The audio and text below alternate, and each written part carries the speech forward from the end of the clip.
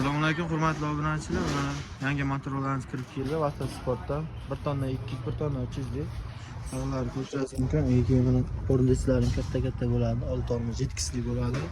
Kolonka, magnitofon, knopkalar hamma narsasi o'zgarib kelgan. Avarinkalari, hamma narsasi bor.